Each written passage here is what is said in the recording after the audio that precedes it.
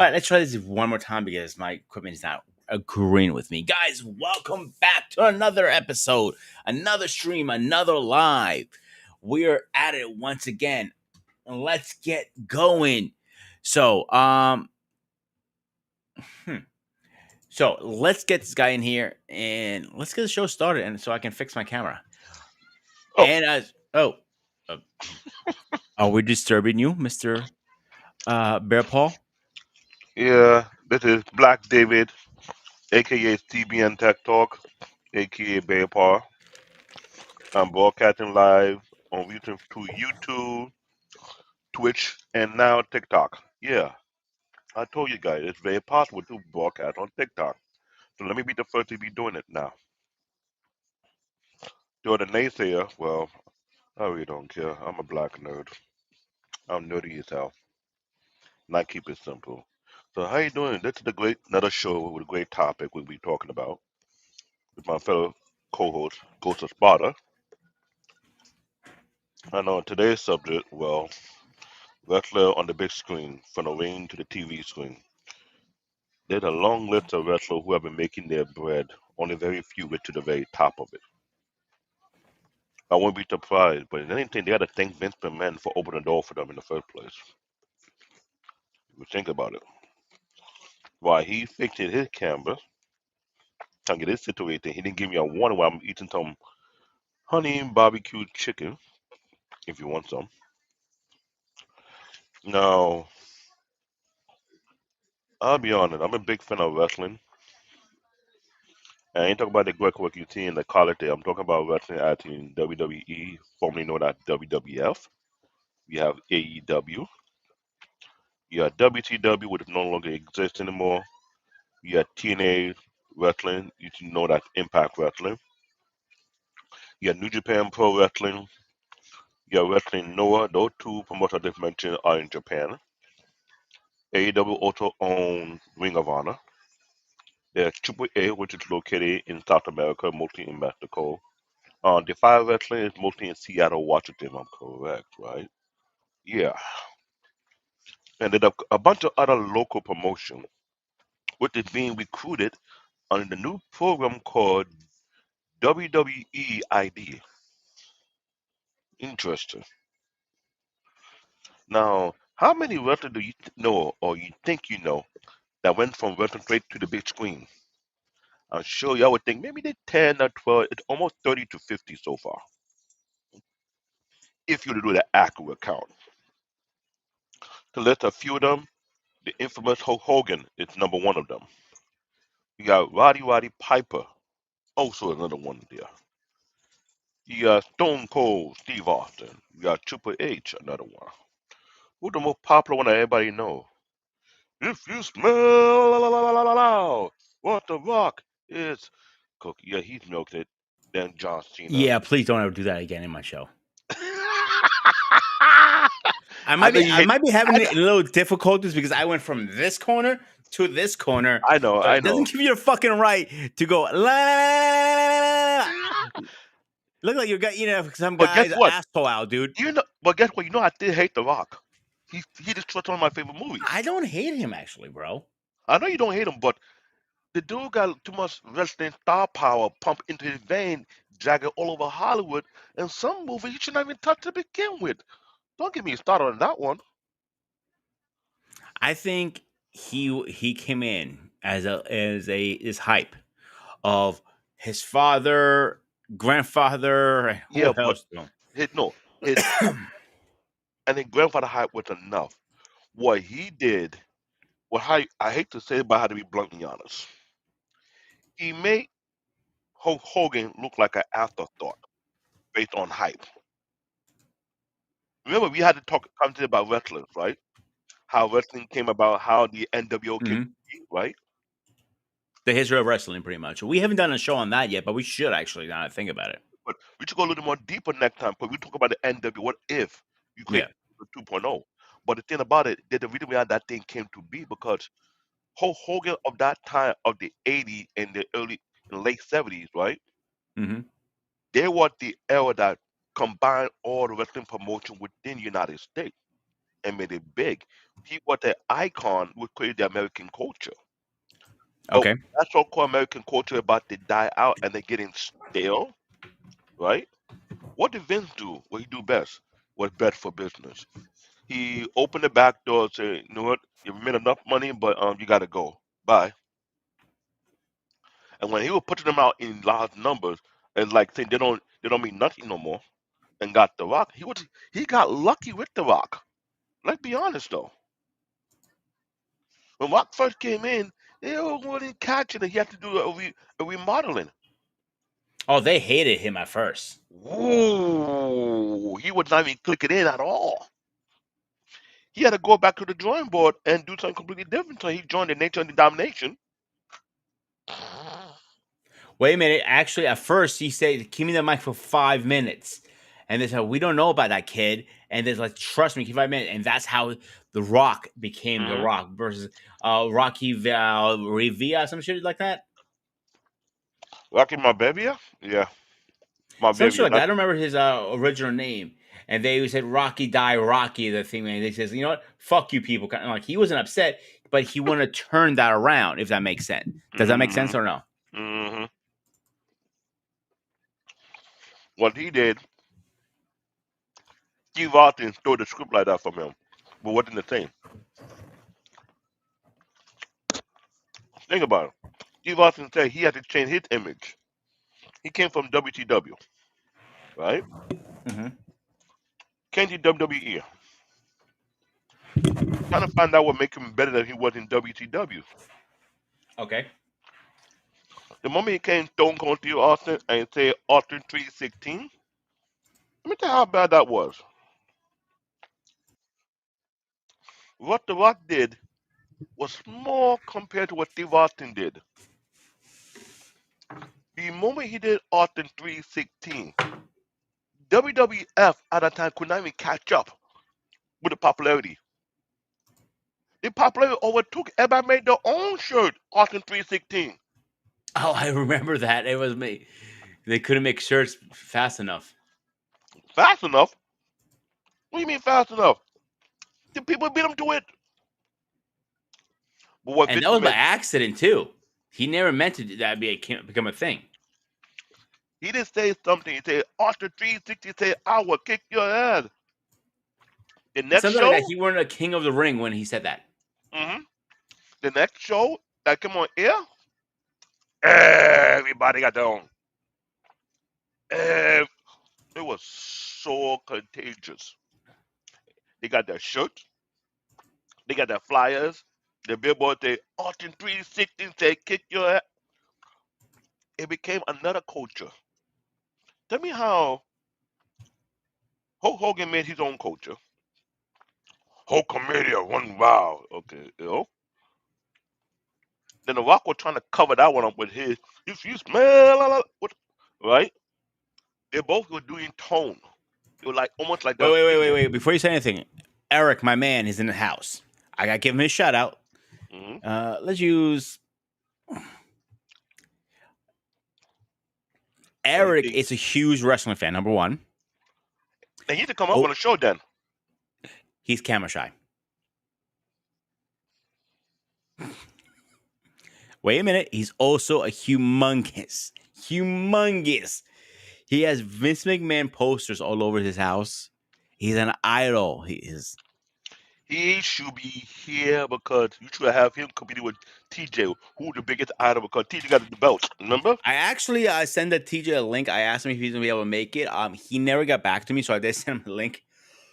I mean, So maybe he will make it or not. I hope he does because I can't wait to the only talk reason to him why about he, it. the only reason why he didn't But make it, the hospital time out. hijacked him. I need a little timeout for a second here before we move on the show. Okay. Everybody in the chats. This is like I'm not finished moving the whole setup. This isn't similar what it's gonna look. I want everybody's opinion. How does it look on your side of it? Okay, we got a thumbs up. Just let me know in the chats, please. Let me know. I'm curious. All right, let's get into the show. Actually, now that I If finished it my doesn't work, technical. I got you an Ava to help with the headache.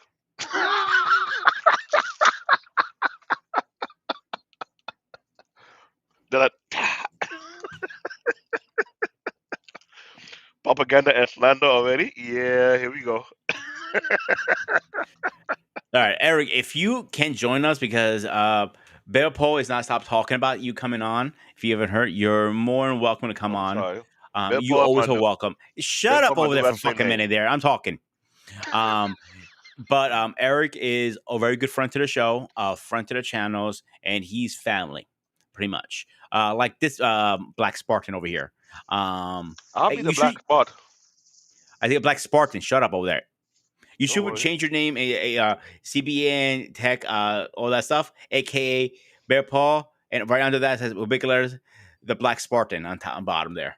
Maybe if they reach and can give that extra set like it did in small You StreamYard. have the biggest fucking name of anybody who comes on my show. You like any show I've ever been on. You're the biggest fucking name. Beside Reckless Ray got it worse. It's regular Ray. That's all he has. That's not like CBN Tech Talk, CBN Black David, aka Black. What the fuck, man? Dude, it's not my fault. People label me different there. I got Black David from the beef. You know why? Here's the joke. You find it funny.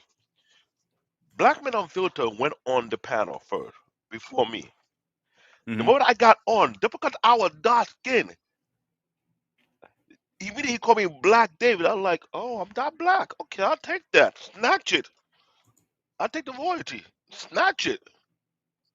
So since then, I became Black David. I got bear paw from Reckless Ray because you know what? You say you that type of guy who just want to slap people and see how far they'll fall. I thought I'll take that one too. I snatch it. So it's not my fault people labeling me. So you bear paw my wrestling name in case I do get signed in WWE in the month of Oh this movie. fuck you! Never get signed that shit. I got better fucking chance. I got better fucking chance getting struck by lightning right now, right here. You're on some crack, my man. Dude, don't say that. If I do get in the ring and I use bear paw, I was acting for me to drag your ass over there and tell them what you said and bring the clip up and make you eat it. You were like, I hate this motherfucker. If you get in there, dude. Paul will laugh. He was like, why do you even Yo, why bro, if you get your ass in WWE, your first move is gonna be the earthquake, and I get no no a no no. percentage of that. If I do earthquake, I'll say they dedicate to that big No, giant not your wrestling name. Your move will be known name as an earthquake. yeah, I'll dedicate to one person who put a quaker in Texas. Pun intended. Oh, come on, dude. Leave the guy alone. All right, seriously, let's get into the show. Leave him. So, Mm-mm. all right, hang on a second. Let's get into the show.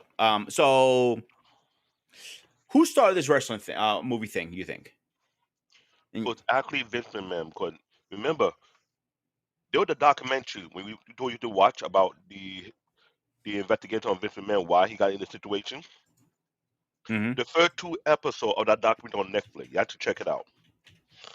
They were showing when he had that hit with Hulk Hogan, the Iron Sheik, and a few other wrestlers under his tutelage, right?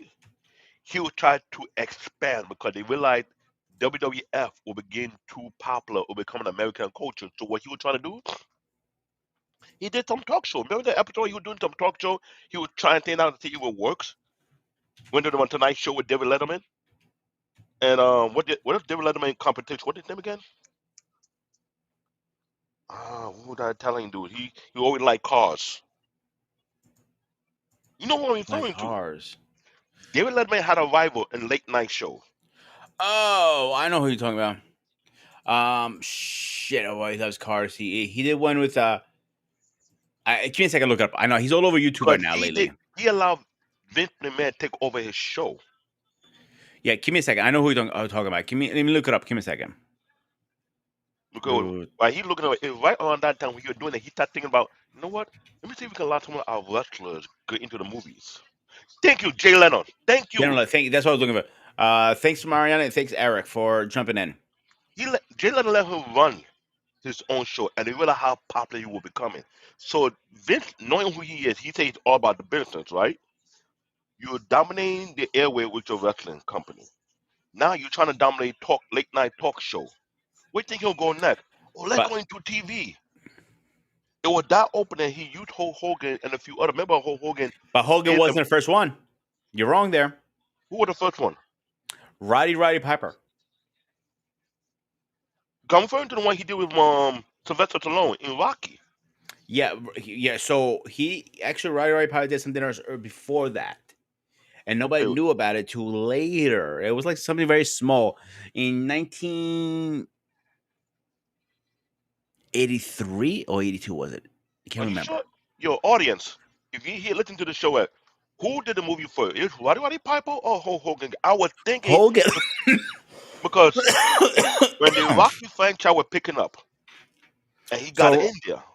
Hogan, Hmm. Hogan did Rocky. Yeah, Sorry. the weather out here. Yeah. Don't. I'm still recovering, and this is like all day long. I mean, good. Now it's acting up for some weird reason.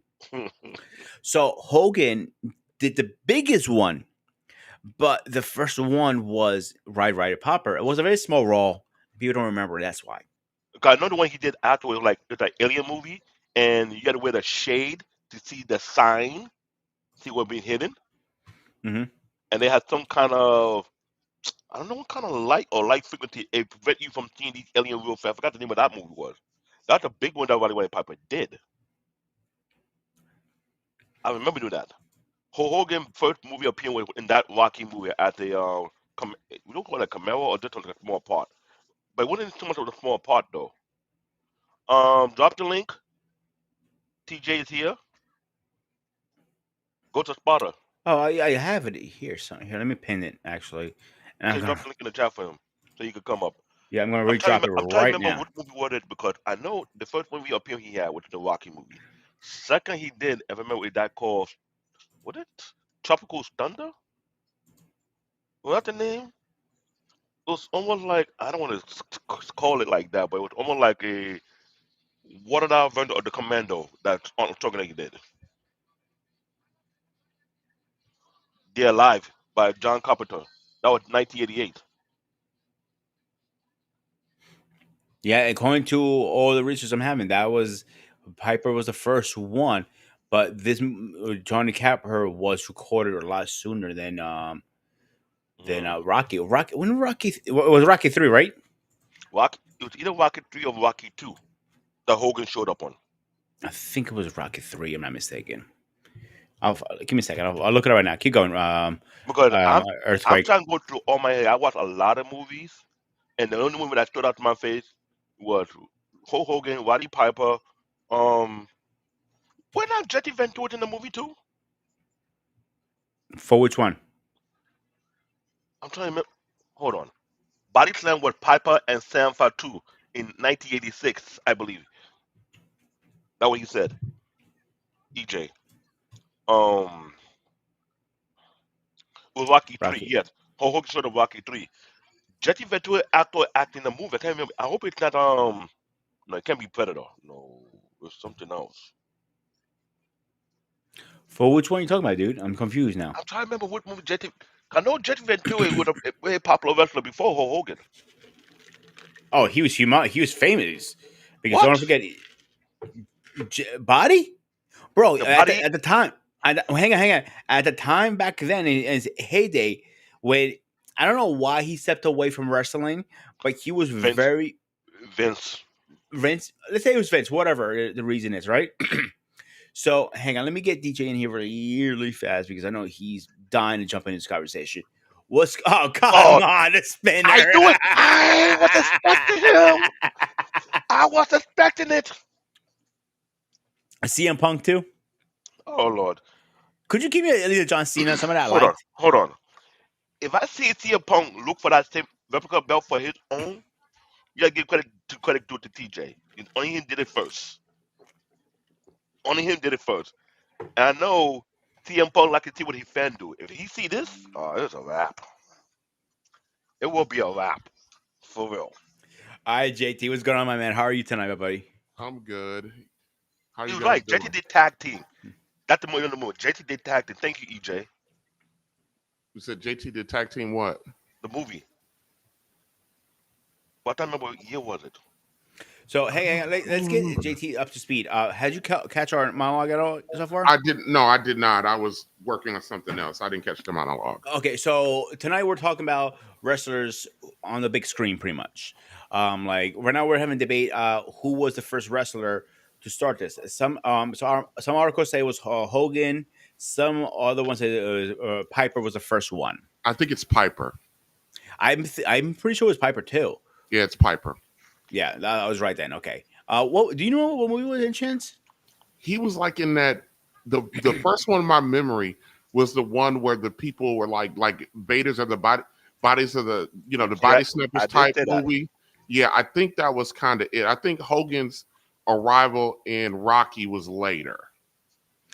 The difference, I think, please correct me if I'm wrong, TJ.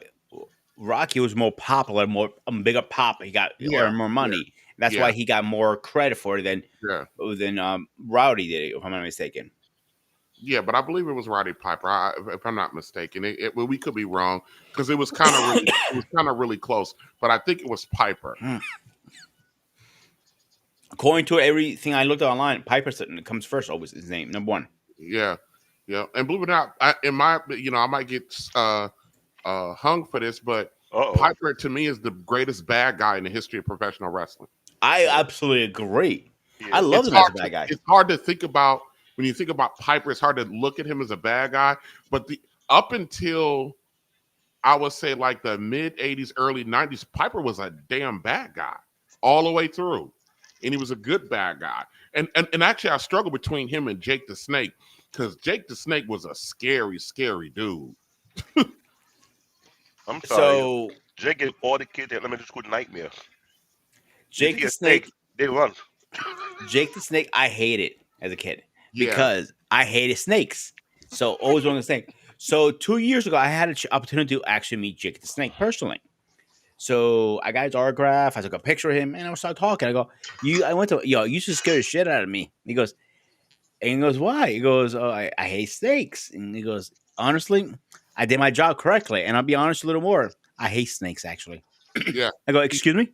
Yeah, he says that. He hates snakes, yeah. How do you handle a snake if you scare her of it? I don't get it.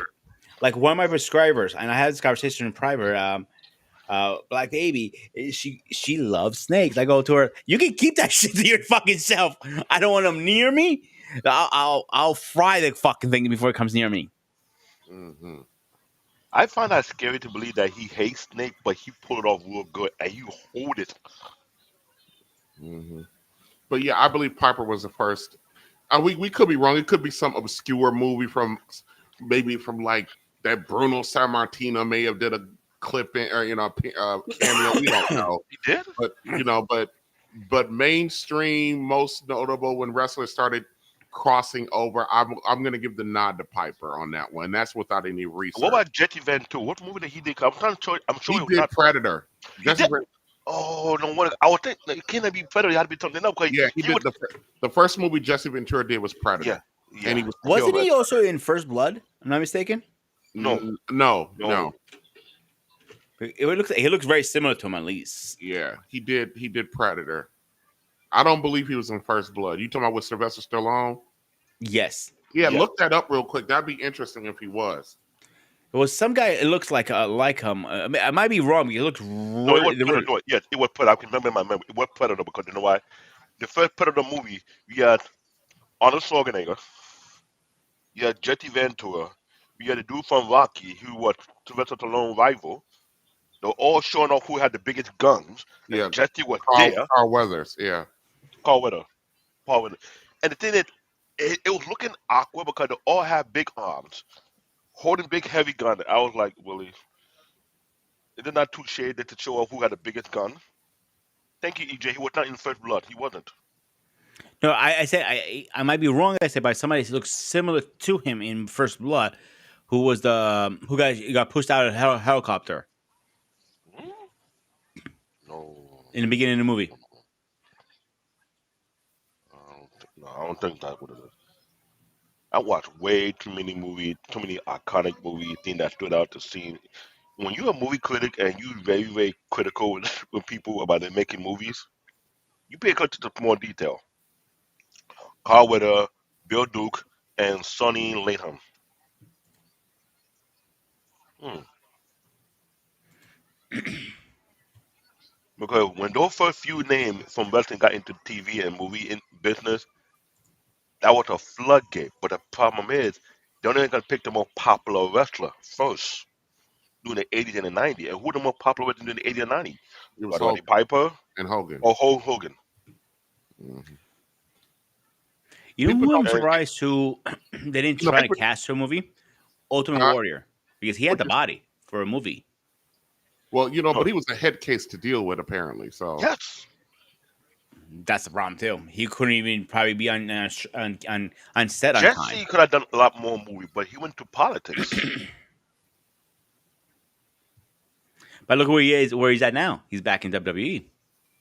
Well, you know why his name too he big? got a Legends deals, and he'll be doing. They're doing several Saturday Night's main events over the next year, so Hmm. he'll be at all of those. And And remember, look, his voice was iconic for the Saturday Night main event. It's very iconic, so you cannot say you cannot have him on that because he's needed.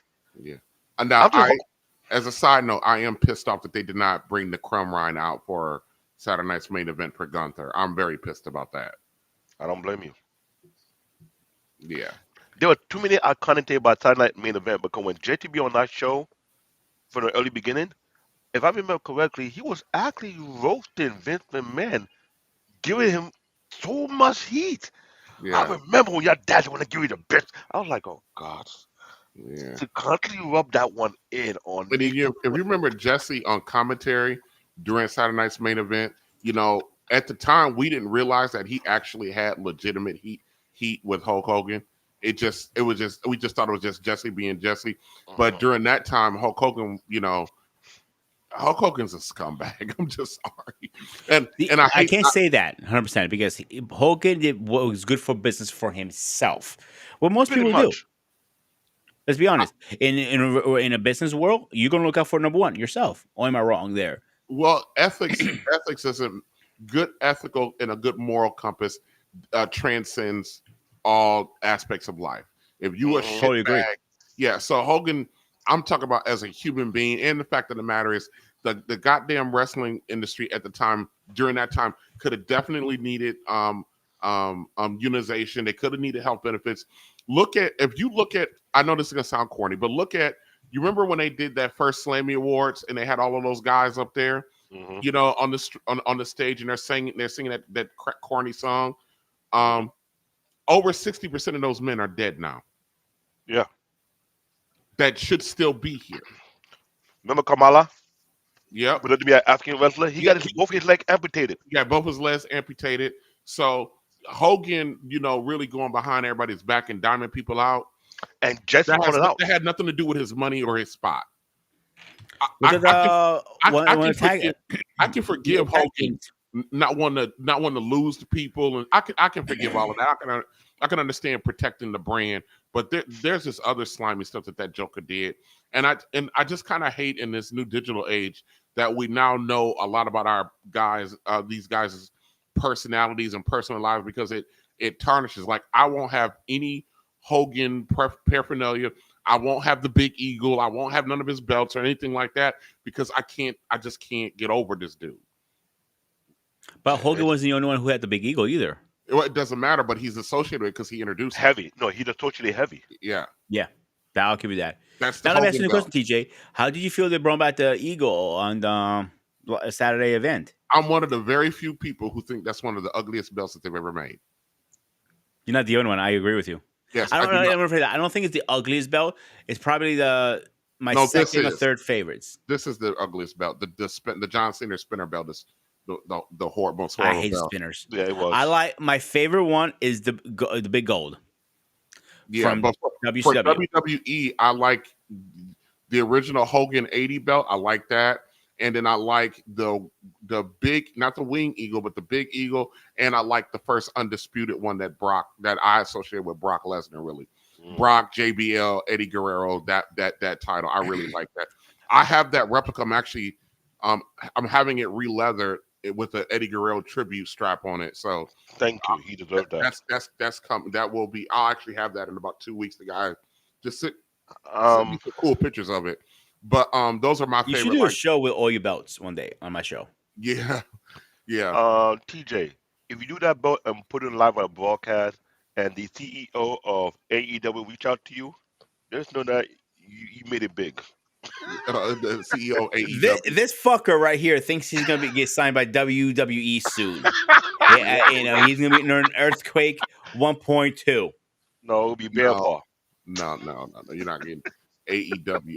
I can't stand AEW. I think they had an opportunity to be a nice alternative, and Tony Khan has allowed the lunatics to ruin his product. So I don't even watch AEW anymore. I know you're You know feeling what? behind He that. has a lot of beef with CM Punk. I realized recently. Because CM Punk was telling him that his operation was a shit show, and he didn't It want to hear was. that.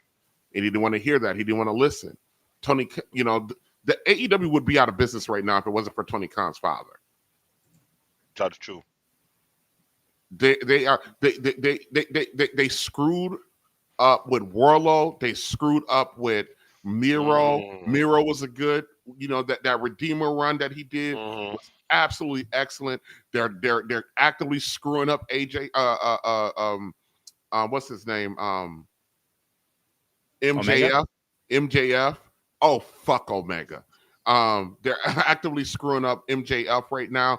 There's some talent over there that they're really just screwing the pooch on. They're finding a way to ruin the what's those guys' name with Billy Gunn? Oh, The I know what you're talking Acclaim. about. I fucking The love Acclaim. the Acclaim. They got some nice pieces where they can do some really nice stuff over there. But Tony Khan is such a mark for himself, you know what I mean? And he let these wackadoos like the Young Bucks and Kenny Omega and Adam Page basically run the asylum over there. And I think that's crazy. And I'm gonna let you know right now, I'm not even a fan of John Moxley. I didn't like him as Dean Ambrose. So Really? I could do without him. Yeah, really. I could do I'm him surprised without to him. hear that, actually. I never got into his character. I think he's a watered down version. He's a cross between Steve Austin and and Cactus Jack, and not in a good way. I didn't take want to think that way, but when I first see the D Ambrose, and when I see the Ambrose, I was like, And when he did the John Moxley, the first thing that came to my mind is, don't tell me you're thinking this from Steve Austin, because Steve Austin is iconic. You can't replicate him. Just can't. Oh, yeah, he did Running Man. Yes, I he forgot did about the that one. Running Man. I forgot about that. I forgot about the Running Man. Let me ask this question for you guys, gentlemen. Do you think when Cody was in the company, Cody Rhodes, he actually kept everything organized? He came in hoping that they ran him off.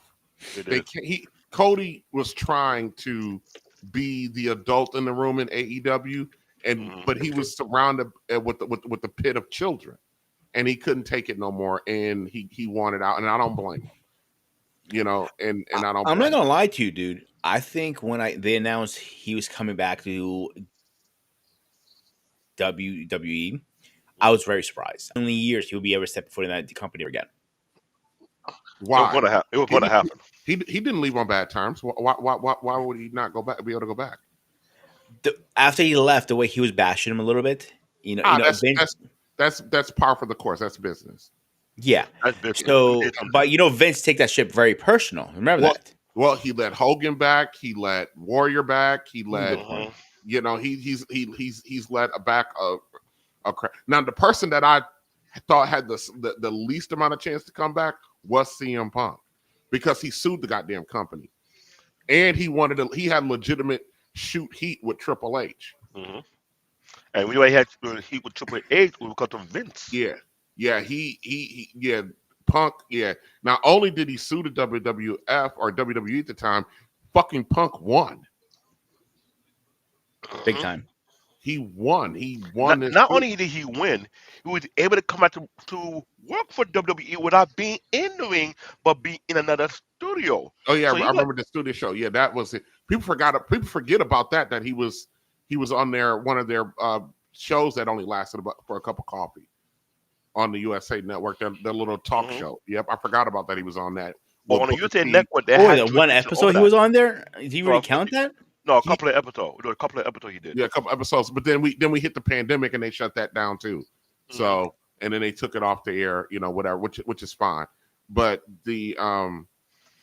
but no, so I don't really put a lot of stock in when somebody leaves and they trash other place or drop innuendos. That's just kind of putting the current place that you got over. I think that's just kind of understood in the business that will happen. I don't think they take it seriously. Even when Cody came out and did the whole destroying the crown, the throne, the throne thing, that was just putting over the current company. It's business, in other words, you're saying. Yeah, I don't think for one, and believe you me, don't think for 1 second that when Cody did that, don't think for 1 second Triple H did not know and Cody did not call and give a fucking heads up. That absolutely happened. That's and known. Triple H probably gave him some pointers on like what to do. Yeah, I believe that. You know why? They talked about how they invaded WCW. Yeah, how it could have went even further. Remember, Vince McMahon, when he couldn't make financial agreements with his talent, he would help them fucking negotiate their new deals with WCW. He would help them get all of those guys, Scott Hall, Kevin Nash, Hulk Hogan, Sean Waltman, all of those guys that crossed over, Vince McMahon helped them and at times lied so they can get more money out of Ted Turner. Pretty much. Yeah. But the way I looked at it, tell me if I'm wrong, TJ. It was almost You're wrong, no, hush. It was almost as if that Vince McMahon sent them on purpose to destroy WCW from I don't know if I buy that totally, but yeah. No, I know you're not buy that because I thought they were getting kicked out, but for some reason I said, hold up. Why are they running roughshod on WCW to the point whereby they almost destroying the whole product from within? You have to understand something about, to a lesser degree, Vince McMahon, to a lesser degree, is one of the boys. Let's not forget what Vince McMahon never really wanted to be the owner. He wanted to be talent, and his father wouldn't let him. So when Vince had an opportunity, especially somebody who made him money, could go make even more. Vince was all about helping him get that green. He didn't give a shit about that. But the CM Punk shit, I think that was like that was I think outside of like Warrior or Jeff Jarrett, yeah, fucking Jeff Jarrett came back. Those are like some of the most ugliest. CM Punk had to probably be the ugliest divorce, and Jeff Jarrett fucking held up Vince McMahon for fucking money before a goddamn pay-per-view. And Jeff Jarrett was allowed to come back, and they put him in the Hall of Fame, if I'm not correct, right? But also, Jeff Jarrett created TNA. Yep. And it's still running. They had a rough patch. Don't get wrong. They went, when Hogan was in it again, they went straight down. Yeah, but so yeah, if anybody would come, what I thought would have a hard time coming back with CM Punk, because that had to be the ugliest goddamn divorce I've ever seen. Oh, it was. I'm talking about business wise, that was bad. It's real bad. Regardless of what side of I think it was uglier than the Montreal Screwjob, quite frankly. Really? You think so? Yes. Because Bret Hart never sued WWF. I know, but what he did was worse than suing, because according to the documentary we all saw it on Netflix, hold up. Besides CM Punk, who had the chance to actually knock out Vince McMahon and walk away from it? Yeah, I think Vince forgave. I think Vince was okay with it. I think part of Vince is a Neanderthal. So Bret Hart decking him is less offensive than what fucking CM Punk did. Okay, I take your point. CM Punk would have been back sooner if he just would have decked Vince like Bret Hart. Or even fucking fucking Punk kicked him in real life. I mean, a real Punk kick. But here's the problem. He didn't deck Vince McMahon. He knocked him out to the ground. He Everybody knocked. think But hang on, David. You know, Vince even said it on multiple interviews. He knew he's going to get knocked the fuck out going in that locker room Yeah. because he knew what he fucking did. Yes. He He knew. goes, he knew something's He going to knew go it was down. coming. He knew it was coming. Even And on other occasions, that he- make it funny. hey, hang He on, do it David. On occasions, he's like fucking the wrestlers on a plane ride or on a bus ride. He's trying to literally grapple with them. I'm like, dude, do you understand they do this for a living for you? They Yeah. make you money, wrestling and throwing men across. The fact that he knew he would get knocked the fuck out by Bret to him and Hart, it made it even more comic. You like My oh, shit. impressions of Vince is you had a better chance of just physically going to war with him than doing something what like CM Punk. And I'm not knocking what CM Punk did. I'm not saying CM Punk was the bad guy. I'm talking about how Vince probably sees this. Vince probably found it more respectable that in the heat of all of that turmoil that they came to blows. And I think for Vince, it's almost forgivable in the moment for him. I think when Bret knocked him out, I think Vince was like, well, yeah, I deserve that shit. And I think if could be, Vince would have had Bret back on Monday Night Raw that next Monday.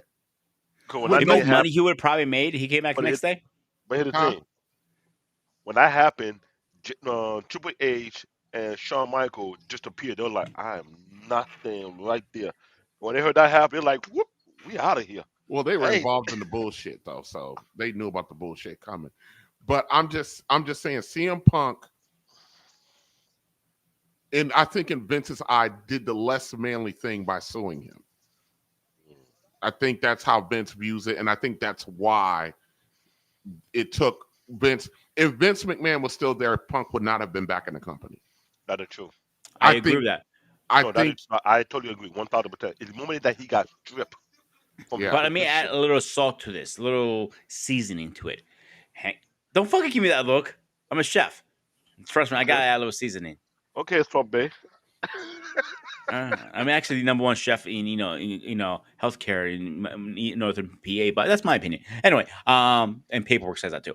But CM Punk knew that would piss off Vince. He knew he could win. He knew that was going to hurt him. I think that's why he did it. And you're like, payback is a motherfucker. And the only way to hurt Vince is through his pocket. Nothing else hurts him. He has no heart. Right. Yeah, absolutely no heart. Look at Ryback. He talks so much shit about the company and everything. And he's probably the most unprofessional person on there. He was unsafe to work with, people said. Mm-hmm. That's why he's not. Ryback's not back because he's unsafe to work with. That's the only reason why he's not back, because he's unsafe. I think Ryback, if he would have, let's say 3 years ago, decided to go work on being safer in the ring and work on and then do a couple, and he would have been back in the WWE because of his look. And I think that they could have done something with a Ryback. Ryback is just a fucking idiot. He's just an idiot. The thing is, I agree.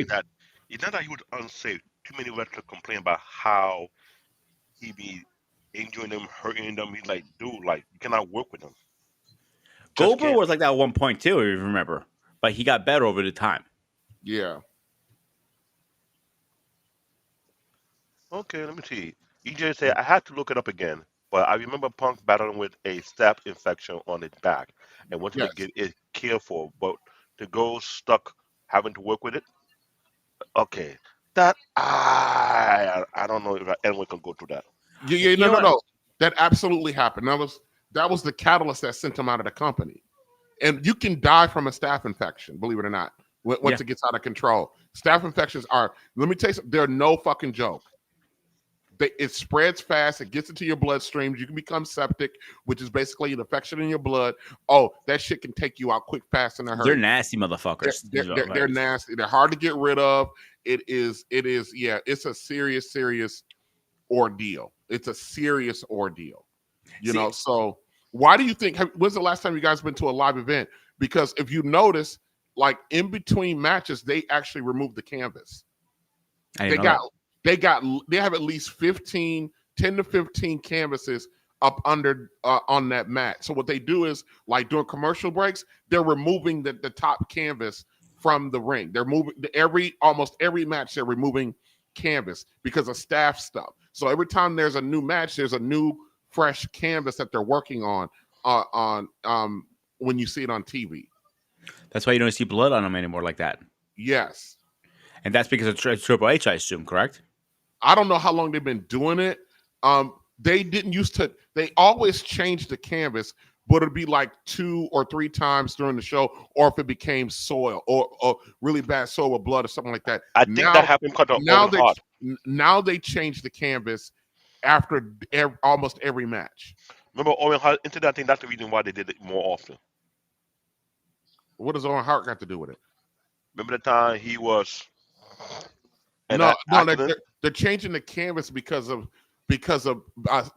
to lessen the opportunity for a staph infection. Yeah, because the bacteria. Yeah, you have to understand. You have to understand something. You know that staph infection bacteria builds up and it lays on surfaces because of sweat and body bacteria and stuff like that. So when I was in high school and in college, I wrestled.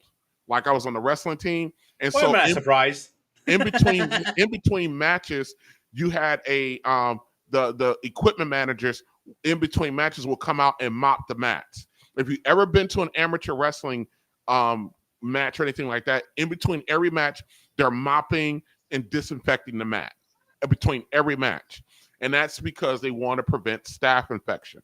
You can lose a limb from staph infection. You can lose your arm, lose your leg, lose a hand. Yes, it could eat it if you get it on your face. What I used to do with the dojo, I used to take sanitizer wipes and I have my students wipe the mats down every time before and after use. Yes, and that's one thing my sensei used to taught me. What I was going to ask you, TJ, because you were very round about this, and I'll have Big Mouth come in next too.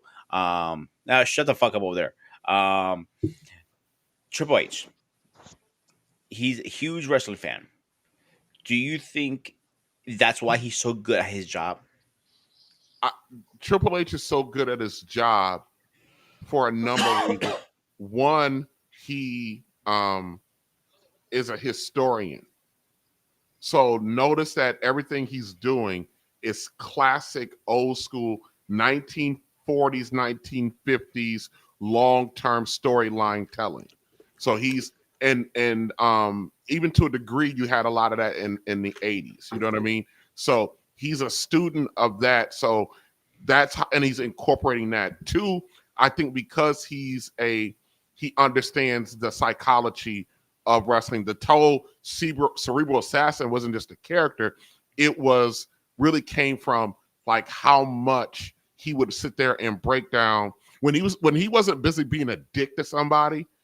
He would actually, if you would catch him on the right day, he would sit there with you with the library of your matches. If you were like fresh in the company and stuff like that, and he will break down move by move by move why you are doing what you're doing and where you should go next. So with him being a behind the scenes teacher, often at times that's led him to, you know what I mean, to be able to do what he's doing now with the current product, because Triple H cares about the current product. You know, I would not be surprised if over the next several years there's a slow march back to kayfabe. You know, you know how they pulled the curtain back. I think Triple H wants us to go back to a time where what we're seeing on TV is what we that he wants us to a degree have more of a believability that that's real. Look at the CM Punk stuff with Drew McIntyre. That looks that whole thing looked real. The whole thing looked real. And he's focusing on talent who know how to tell not necessarily a good story verbally on the mic, but also with the action, how to tell a story with the action. Notice that those are the talents that are getting the nod right now. I agree. David, you're up. What do you think? I had to agree with him because there's many times I've seen Triple A were trying to take control of it, right? And I don't think people understand it. When he created NXT, who was he bringing in? Oh, King Smith. The way he did came in, like he mentioned the theme song, like, "You not gonna play my song? No, we're not playing it. Dun, We let dun, it dun, go. dun. Whatever." Dun, dun, dun, dun, dun. Okay, you want to give Kingston a theme song? Here we go. That's the best I got for you, my man. King, what's going on, man? How are you tonight? Let me be honest with Hey, you. what's going? When I What's going on, saw fellas? him create NXT and see the people he was recruiting in, it let me know he is beyond a historian. He's beyond a student again. He understands that wrestling will go through an evolution. And when I say they say like it was in the 80s, Triple H had a better eye and ear of the wrestling business, far greater than Vince McMahon. And the problem with Vince McMahon, he didn't like the fact that Triple H was way ahead of him. Yeah, Because if you think about it, how many wrestlers that left that started with WWE first left, made a big name for themselves before they even came back or they stayed out? Too many, way too many. Kenny Omega originally from WWF. Samoa Joe is really from WWF. The lamest tag team of all time. You know, yeah, Generation Me. Now they call themselves as the EVP. They came from WWF. There are too many of them that left. Did you call them the greatest tag team of all They, time? they call themselves. I Oh, think the lamest tag team of all time, but they think they are the greatest. oh. I had a problem with that because how you the greatest, but you can't surpass the Dudley Boys. That would be another I conversation. don't think the So, Dudleys make the top 10. who do you think make the top tag team then? In history, The more decorated, the more tag team championship no. belts. See, the most decorated and the greatest, they're not. I hate these conversations because they're often not the same. Tom I get Brady, it. everybody calls Tom Brady the GOAT. Tom Brady is not the fucking GOAT. He is I the don't think most he is. he's the most winningest quarterback in I give him that. history, but he wasn't even the best quarterback when he was playing. I agree with you on that. King, Peyton Manning, don't Aaron do that eye, Rodgers, King. Do not do that eye. I see what you're doing, they were King. all better All than him. right, wait. As Let's get far as King in tag here team, because he is the as far sports expert. as far as tag teams, there are a lot of tag teams that are way better than the Dudleys. There are a lot of tag teams that are way better than the You say Dudleys. Road Warrior. I agree with you. Yeah, I would put the Road Warriors. I Steiner would put Brothers. Road Warriors top 2 or 3. I really would. What what about the The Steiner number one Brothers? spot, believe it or not, I might give some flack from this, and it's whatever iteration of the Midnight Express you under Jim Cornette that you want to put. I'm not going to argue. I think the Midnight Express, Rock and Roll Express. I think I'm going to pull out a name that nobody talks about: the Fantastics. Hmm. What about the Fabulous Freebird? The Freebirds are in there. So are the Von Erich Okay, Boys. So are I'm talking. These are all guys I will put way before the Dudleys. The I give you that. Steiners. I give it. I'm not going to argue. I Yeah, give you that. the fucking Steiners. Yeah. The Steiner was they. I think they were ahead of the game. Yep. I'm talking about. I will put all of these cats leaps and bounds way ahead of the damn Dudley Boys, and I love the Dudleys, but they were not. They were not it. A lot. Believe it or not, some of the best tag team wrestlers were in the AWA and NWA / WCW. WWE or WWF did not have, I think, very good tag teams And I agree with you. ever, except for maybe back in the 60s, 70s. You know what I mean? But other than that, no. The tag teams, I think the competition had a better lock on the tag team wrestlers.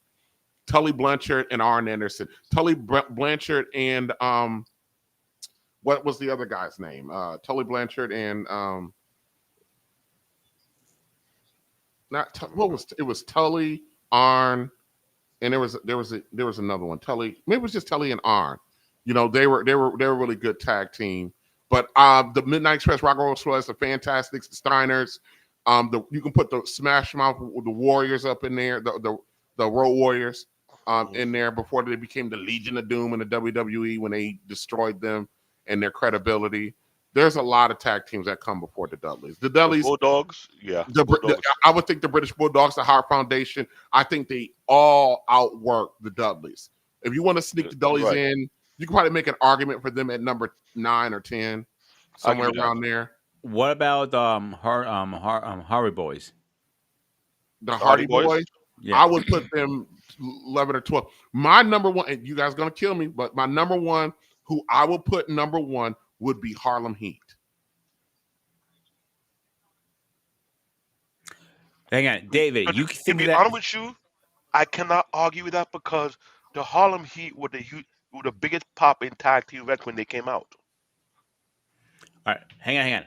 Before you move on, let's get King in here for a second because he's been thinking. I see that smoke coming over his head right now, and he's pondering. So, King, he want to argue. He want to argue. Let him. I know he loves to argue. If CQ on here, it'll be a scream match right now. No, actually, so y'all's knowledge of wrestling is impressive. Like I can hear the way y'all talk about it and know that everybody up knows the history. To be honest with you, I don't follow wrestling that close, so I really can't add anything of value to the conversation. So I'm learning. I raised an eyebrow when and I have to look here. Is it TJ? Yes. Yeah, TJ. Yeah, when he's put your glasses on. When he had talked about Tom Brady not being the GOAT, that's what made me kind of raise an eyebrow for a second. But y'all got the wrestling stuff, man. I'm gonna spectate, and if I can offer something that I do know about, I will. There's so much history about wrestling. So here's funny. I just Googled. It will drive you nuts. I just Googled out of kicks and giggles. Which are the top 10? The Harley Boys are on top, and this is an AI thing, of course. Yeah, Harlem Heat is second. The Hart Foundation is in third. I'm not familiar with this one. Kangaroo. Yeah, I'm not familiar with that. TJ, are you familiar with that one, any chance? Who? The Fabulous Kangaroo. I'm sorry, I can't understand what you're saying, Black Day, because I can't see. It's too small on my screen. It said the Fabulous Kangaroo. Like, what the hell is that? No, I have no idea who that is. Yeah, me neither. The New Day's on there, and top teams also following up is the Harley Boys, Edge and Christian, the British Bulldogs, Gene and O. Anderson, DX, and the Brother of Destruction. I'm very surprised DX is not higher on that list. They shouldn't be on that list at all. DX? DX is not a tag team. Nope. D-Generation X is a faction. They had a tag team within the faction, which is the New Age Outlaws. I can make an argument that the New Age Outlaws are better than the Dudleys. Yeah. Okay. You know, as you mentioned factions, let me bring that up for a second here. Now, when you start talking about decorated tag teams, then of course you got to put the Dudleys in the top 5. But as far as just pure over talent, fun to watch, good storytelling, the Dudleys don't make the. But they didn't have a good storyline. Ole and Arn Anderson, by the way, they were called the Minnesota Wrecking Crew. Okay, I would say one thing. When the Harleys broke up, not because they have beef with each other, just they went separate ways. You know, one stayed in WWE, the other one went to TNA, I believe, if I'm not mistaken. And that's fine. I think they have better wrestling characters separate than together, if that makes sense. Creativity. Thank you. But the Hardys? Yeah. Yes. Also, faction-wise now. DX is one of my favorite factions. I'm not going to lie to you. I think they're hilarious. That's why I like them so much. I think Horseman 1, DX 2, NWO 3. Okay. About you, David? No, the Horseman is more classical to me because that's goes multiple generation. Because yeah, but you're talking about factions. So the Horseman, no one. As a faction, No group will ever come and outdo the I Four. know. They have created Horseman is so iconic. The Mm. fact that they were trying to create the female virgin, and I hate to say, Vince McMahon screwed it up. I agree. King, who's your favorite faction, bud?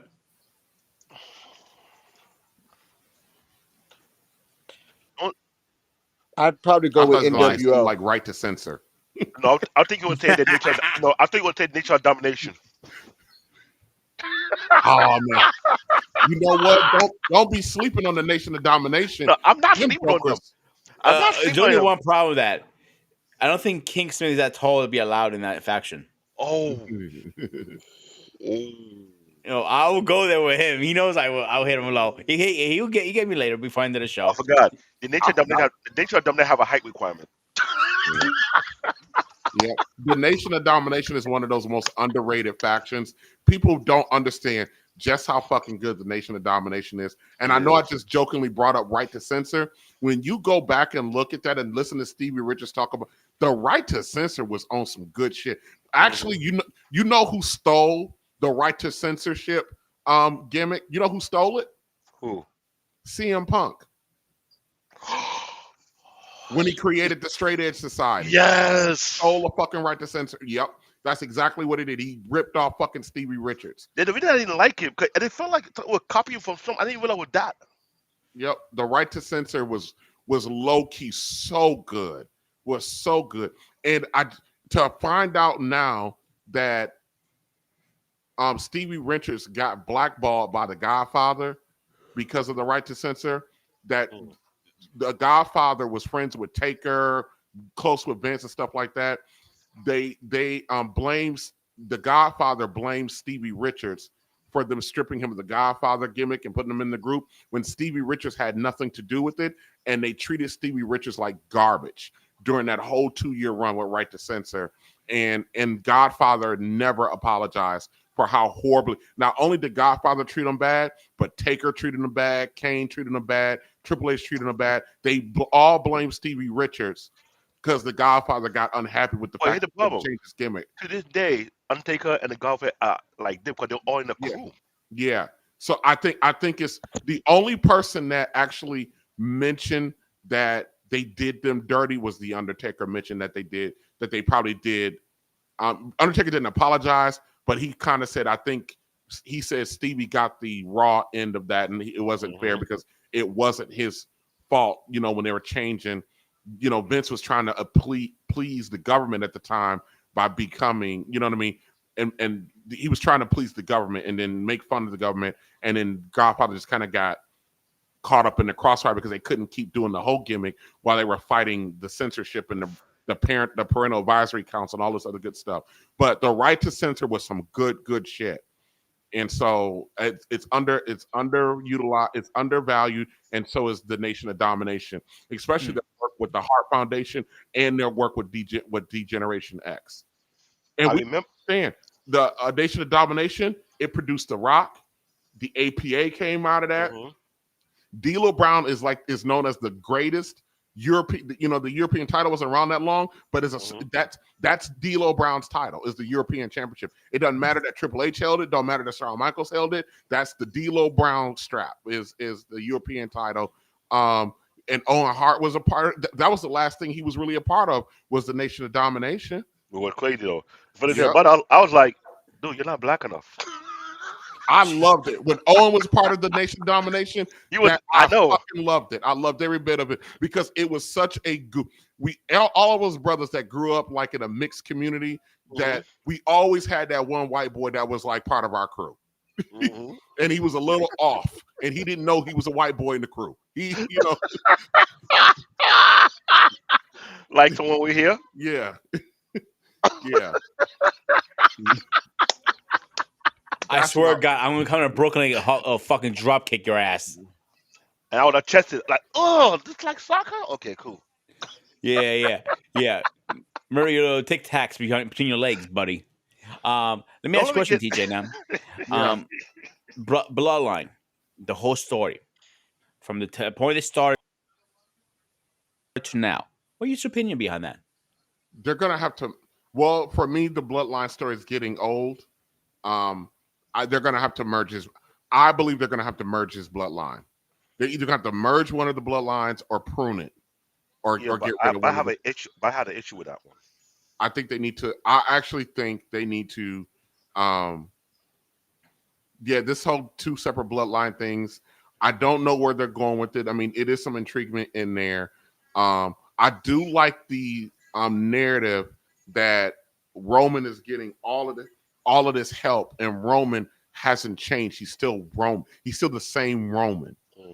But all of a sudden, he's able to convince people somehow that he's being victimized or lost or something went wrong, but he didn't. He's the same fucking Roman, and what's going on with him, he actually deserves it. But somehow the way he's able to convey this stuff, it's almost like Solo's the bad guy in all of this, but he's not. He's actually the thing that we were rooting for a year ago for the Usos to do to him, which is to dump him, start their own and stuff like that. And Solo just actually did it, but all of a sudden Solo now is the bad guy in the group. And here's the thing, though. I told go to Sparta this, but I am pissed that they dismantled the Uso because the way the Uso were going about it, even I told Wally about it. Wally will confess. I prefer the Uso stay the way they were at the tag team, and you have all these new tag team coming into the company, Mm-mm. add them to the penitentiary. I mean, Yeah. that's the thing because the way No. he did the Justice Day, it was funny. You're like, who are you? Yeah, He I play, like the fact that these that's twins that's got. if you That, go play that clip when they was listing all the body bag of tag team they destroyed and put in the penitentiary and how yeah, they ended. He said, first of all, we yeah, thought it was you and your father. We yeah. locked the American Alpha You have to locked understand down. something. I, Do you not know the majority of the bloodline is Rikishi's kids? I know. Oh, I knew that. For like three out of right, three out of six Mhm. of them is it? Yep, half of the basically the bloodline that belong to Rikishi. I know they want to bring Rikishi into it at one point, but I don't think he's going to. He doesn't No, I want don't think to. they don't need to bring him in. No, they don't need to bring him in at all. They don't. They don't. But they don't. If they no, if they were to bring him in, because since the two elders who gave Roman Reigns the follower, they were only gonna bring him for the fact. Let's say whoever win, he had to take at the next elder. You are now that's the only way it can work. 'Cause remember when they first But gave they're Roman Reigns, both dead now. they're both dead. But who will be the next elder? Will not be Rikishi. Will be considered the elder of that group.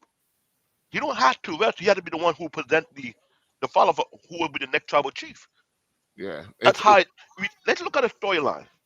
The way Roman Reigns became the tribal chief, he was anointed as the tribal chief. yeah. So whoever lose the belt will have to give it to the elder to give it to No, the real he tribal chief. became no. Remember, he became the tribal chief through tribal combat against Jay Uso. Okay. That's how Roman became the official tribal chief. And that's what Uh, they're doing in 2 weeks from now. I'm Yeah, mistaken. on yeah, Netflix. That means on Netflix. I Rikishi don't had like the to fact be that there. they're calling. I don't like the fact that they're calling Solo the new tribal chief. They need to call him what he is, the self-proclaimed, because Roman has not been beaten in tribal combat. I don't That's even true. like this OTC bullshit. I think it dilutes the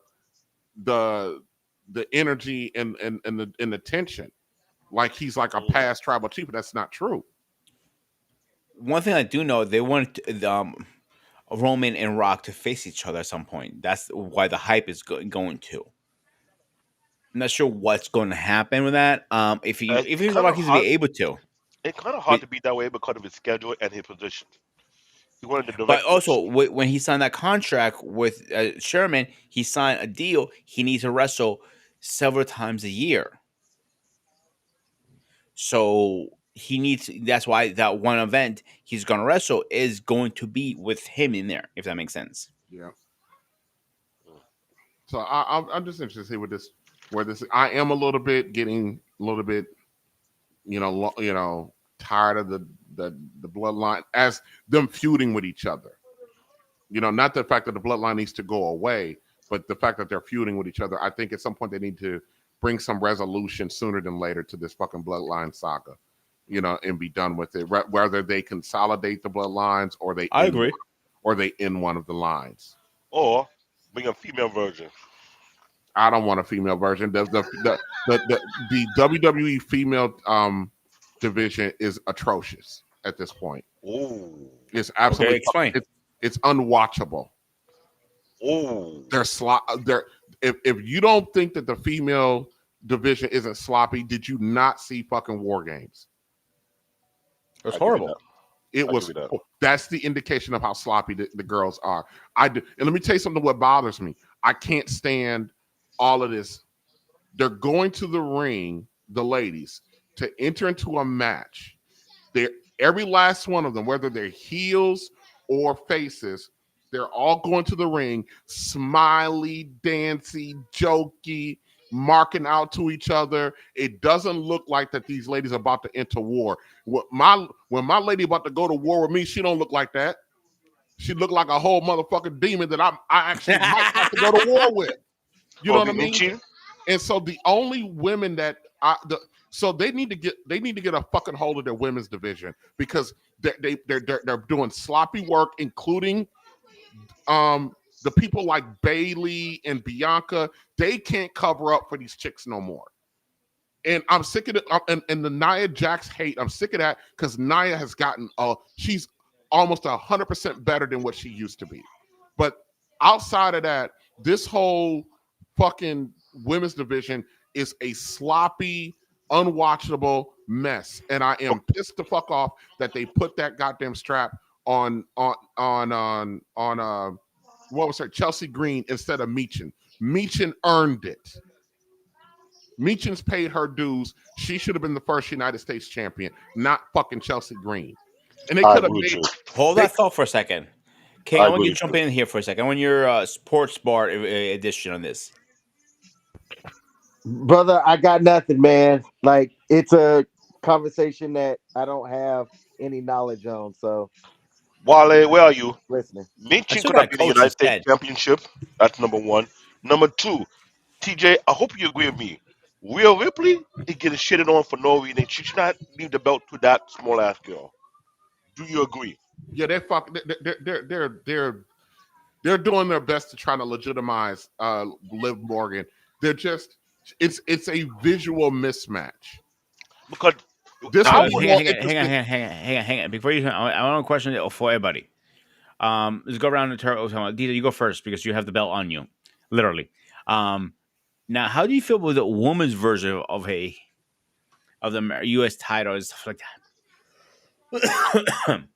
I'm okay with it. I here's what I wish. I wish there wasn't two women's mid card titles. I wish they would have either picked either one, the IC or the US, and that be it.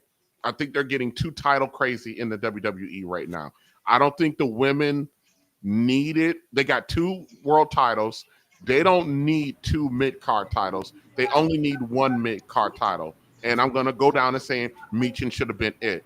The women's division is missing Asuka. It's missing Charlotte, which I cannot believe I'm saying that because I can't stand Charlotte. But I'm talking about as far as like the way the presentation is. And I'm sorry, I think Jade Cargill, although she looks like a fism and specimen that I would love to bend over, but I'm just saying she needs she needs more polishing in the ring. Lord have mercy. The the women's division is just it all looks like they all look like rookies in the ring. And um, they don't look like they take the shit seriously. TJ, when you Yeah. plan to do that, make sure you have your epic shot in case she puts you in the Caesar so you don't pass out. We need you alive. Oh, that's okay. I'll take that. I'll take that risk with her. With Jade, that girl, she out of here. Yeah, it's the Amazon snoo. Yeah. Wally, what's going on, my man? How are you tonight? I was good with you, man. Just got through. Yo, TJ caught me a guard with that one. But I'm like, you see all that muscle on her? Oh, yeah, okay. You on your own. So, what we gotta say on this topic? We are completely off topic. I don't give a shit at this point, but go ahead. What you gotta say? Oh, Wally, as far as where exactly, like I just jumped in here. So where are we at? We're talking about women's titles, U.S. titles. How they, like TJ just said, they're oversaturated with titles at this point. As far as for the women's division, you mean? In Hmm. general.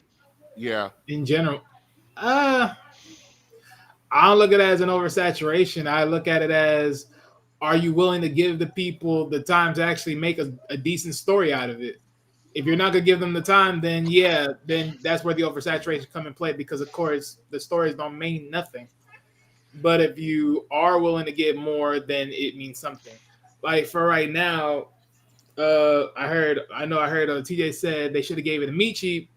I mean, it didn't really matter to me who they gave it to on the SmackDown. Honestly, it really could have gone both either which way. The reason why I'm okay with Chelsea Green winning it is because I see the storyline that they can paint for her while being the United States title, aka like first lady, status like that. I can see them play that role with her, so I'm not mad at it. But Michi, I mean, yeah, it goes either which way. I mean, chasing it, not chasing it, either which way, it would have had it going either which way. I don't see no difference in that, honestly.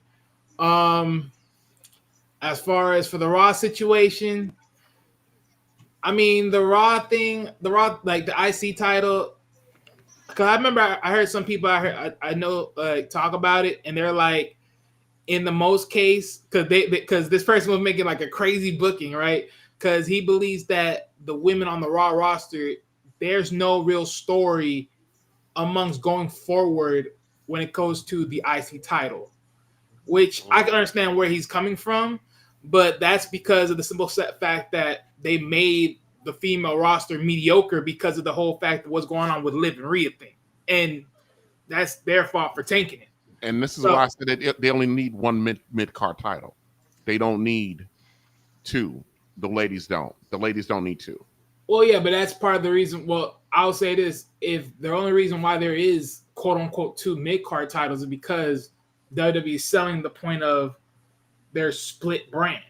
But reality, if you're gonna keep on swinging wrestlers to each other brand, then yeah, there's really no need for two, quote unquote, at this point in time.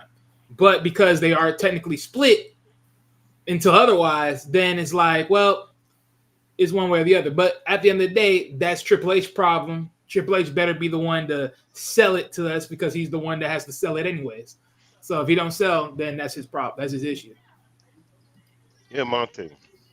There's a few wrestlers I see from NXT that might do better in the main roster, but like you say, based on a storyline. Because from where I look at it this way, Will Ripley, if she would have faced Liv Morgan, bring the iconic, the Eradicator, just decimate her, just break her, just demolish her, just abuse her, just eviscerate her. Let us be know it's time to bring back the penitentiary, time to bring back the pain, it's time to bring back the misery, and start taking name.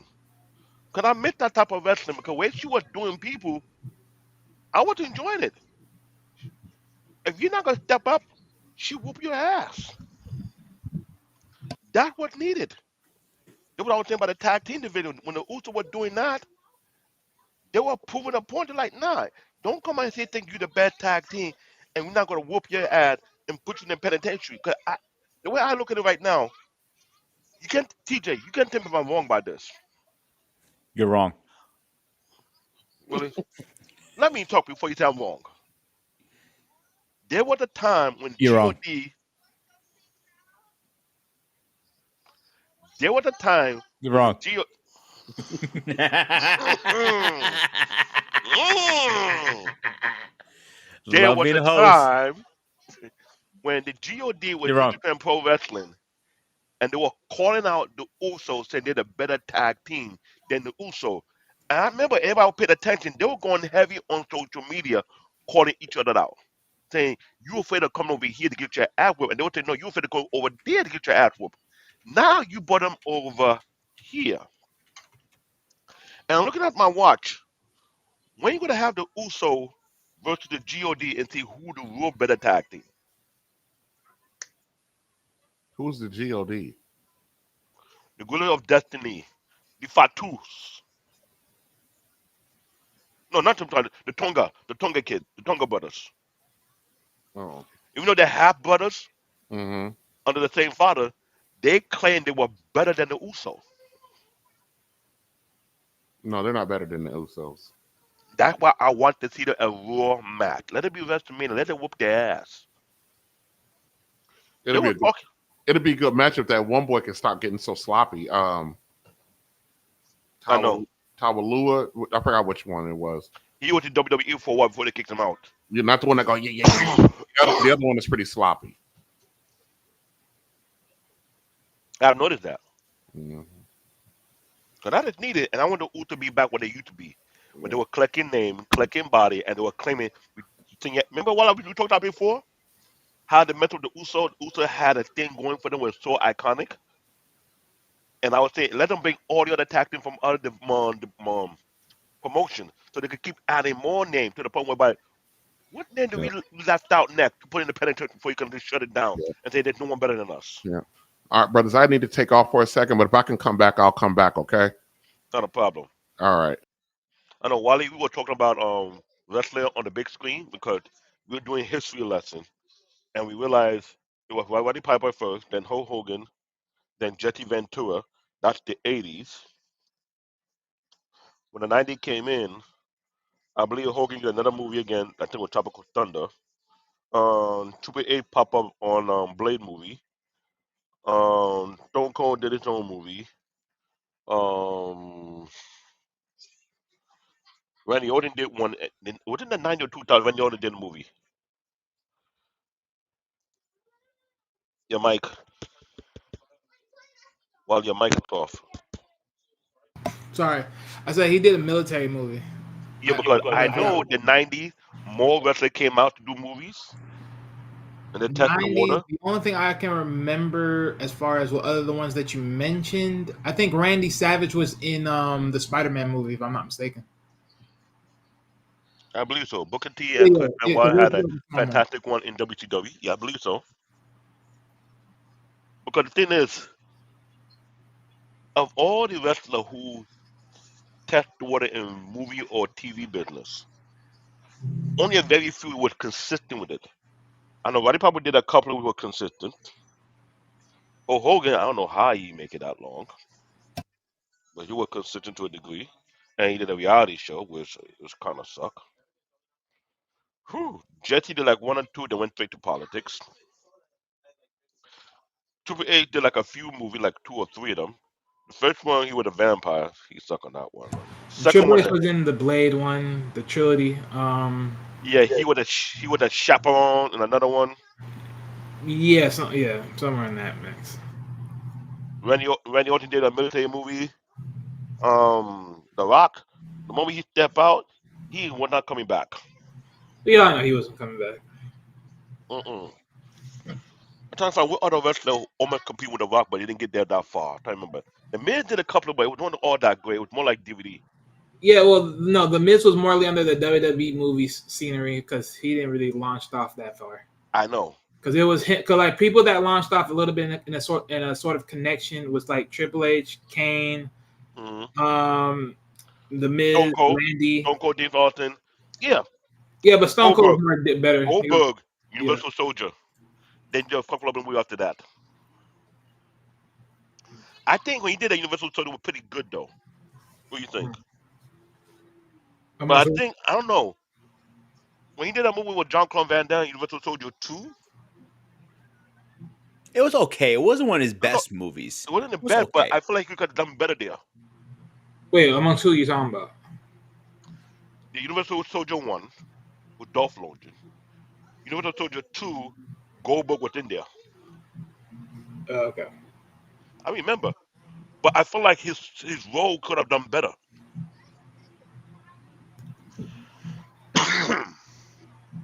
All I know, the 2000, only a select few make more money in the movie scenes and in TV. Now, Edge, he was on a series, he was making bread. Was it like Yeah, he's not. Supernatural? Was it Supernatural on a No, it was not the Supernatural. It was a It was different. Vikings. Vikings? Yeah, it's the Vikings. You remember that? I never knew that. Yeah, he actually did a great one. You mean the series Viking that's on Netflix? Not it's on Netflix now, but original was on History Channel. It was okay. Yeah, the original Vikings, not the offspring. It Okay, was extremely good. He played a Viking. He had the long hair still, okay, okay, okay. long beard and everything. That's the what a Viking is. He did a very, very, very, very good job with that role. He was on like 20 episodes. Hang on, I'll tell you right now. Give me a second. You guys continue. Go ahead. I Um, know, I know The Rock did too many TV series, and he was. I think The Rock just milking everything he can get his hand on. He did a TV series. Rock. okay, so yeah, he did It was did on Vikings. I just didn't see it yet. was it on HBO or the Cinemax? He played at some kind of. I don't think he was a broker or something for the football team, like helping people get endorsements, something like that. Yeah. Well, here's the funny part. So he's been in Vikings. He says that they said Edge been in Percy Jackson's in the Olympics, in the Olympians. I didn't see that one yet, so I don't know about that. Yeah, I don't know You about see the it. Viking one I was But talking about, right? yeah, I know what you're talking about amongst the Vikings. Now How many I episodes know was he in? Canadian born said Supernaturals. No, it was the Havens he was a part of. Okay. Then there was Sanctuary, Lost War Heroes. I don't know if that was about. Does it say how many episodes was he was in? Which one? Vikings. Not sure. All I know is they just said that he was in there. Yeah, I'll find it. Give me a second. Yeah. Steve Austin did a lot of movies, some TV series. I know Roman Reigns did his first movie with his cousin, Fast and Furious, so to speak. Fast and Sucky is. He suck. You don't think so? You don't think the movies will suck? I gotta see it too. I didn't get a chance to see it. Roman Reigns barely even did anything in that movie. God damn. Well, what do you expect him to do in the movie? Suck up to his cousin. He was as the role he played, hmm a backup. He didn't do a bad job for his first movie. Let's be honest here. As much as the movies are not the greatest, but it's not the horrible either. If that makes sense. I got you. But for Roman Reigns, I think he did a pretty good job actually for his first acting role. Okay, so Edge was in 12 episodes of Vikings from season 5. Mm. Yeah, he was in a good amount of movies. Like here. Let me share this screen. I'm trying to think of what other wrestlers besides those names from WWE. Was it anyone from WTW? Oh yeah, I remember now. See again, I haven't watched it, so I haven't been able to see it. Well, you're behind the times, my man. Hey, I'm always gonna be behind times because I got so much shit to go on. I got so much I'm things. trying to think of any other wrestler besides WWE wrestler that got into movies. No one from WTW? No. No one from TNA? No. Not even no one from AEW got. Now, are you talking about only WWE wrestler only get into movies and TV, Sony? Okay, sorry. Melissa Monet used to be from WWE before she did that one from the Star Wars series. If I'm not mistaken, I think someone from AEW. What's that dude name? MJF. I think he's in some type of TV series. Yeah, MJF did join the TV one. or I movie know series. the Hogan and some other guys are doing some game shows now, like Stone Cold hosting. I'm not meaning it, of course. I'm talking I about. know. I'm trying to think of it. The Ambrose. No, he didn't do no movie. No, Now he sucks at it in general. Talking on the mic. I know. I'm trying to Imagine think. if they actually put him on a in a movie. I don't think he wants to do movies. I mean, not every wrestler is counted for the movie scenes, anyways. No, Like, here's the problem. Look, BD, for example, he doesn't care about movies or anything like that. He cares about pushing a fucking weed out. That's what he cares about now. I don't want to be mean, right? We're too late for that one. Okay, now I'll be mean. Looking at every wrestling promotion, I think it's only one wrestling promotion that emphasize on having a great promo, and that have been WWE/WWF. Am I wrong? Because for some people, they emphasize by having a good mic game on how to win you or how to get people into the storyline. And I recall even under Triple H, The Rock said when he was supposed to be the hero against Hulk Hogan, and they realized there was a shift in the audience, that gave them the cue to say, I cannot be the hero. I got to be the villain. You got to be the hero. And this was why they could based on the original idea. Excuse me. Hogan was supposed to be the villain, and The Rock was supposed to be the hero. But when they got in the ring, you all saw that thing live. There was a shift. They were cheering for Hulk Hogan, and they were booing The Rock. And they both knew right there and there we couldn't follow the original idea. We had to follow the floor thing, and they switched around. Remember that? Yeah. So since then, it happened to emphasize if you don't know how to grab the audience and come to a great storytelling, you suck completely. I recall John Cena intentionally was throwing Roman Reigns under the bus on purpose on live mic just to let him know you need to know how to use the mic properly up in here, or I'll keep stunning you. But don't forget, John Cena sucked on the mic originally too. Yes, he did. Then he switched it around, got into the No, rapping, which he kind of just switched it around. He was freestyling in the back of the bus, and I Stephanie know. heard him. I remember that one in the document. Stephanie just said she heard him. That you should start doing that from now on. It's still like a switch around, but he I don't got think so if it good at it wasn't though. for if it wasn't for her, yeah. Who think has the best mic game of all time? Out of order though, top three. Ooh, that's a hard one. Out of who? Out of all the wrestlers you know in WWE, I don't want to bring the WTW or because I don't feel like they're on that level. But company had the best mic game overall from W. Who think he had the best top three? That's a hard one, like I said. And another Rock had his own thing, but I don't think he's number one.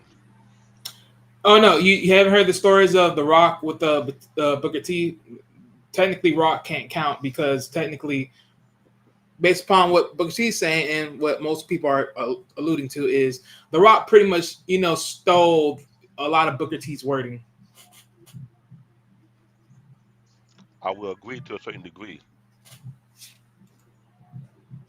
But I mean, it all really depends but the on. thing is, the person who had the best mic game was the one who literally wrote it and put people on the spot. Yeah, And see to me, that. See that. I say John Cena was number one because the way he was doing it, like you didn't see it come when he got so good, it became dangerous. And the way he played The Rock when he came in a way, you can tell that thing was think. The Rock was kind of like, this asshole is really trying to give it to me right now. I'm Mr. Hollywood, and he having my ass. You Fruity Pebble, like really, you go Fruity Pebble? So you're saying Cena has the best mic? The way Cena was coming back, let's be real, who had it better than John Cena when coming back at him? Who? Because I What know category are we talking about now? That's the funny part. A comedian category we're talking about? A serious category? That's where we need to I narrow mean, this down a little bit. I need overall because the thing about John You Cena, really can't really pick because it's tough to even think about it. Because if you even talk about comedic category, then I'll give it to DS. I'll give it between both Shawn Michaels and Triple H at that point. We're talking that about comedic, comedian. yeah. But then that's like, well, but that's only a small segment because that's only a certain time when they even do it. So That's it's the like point.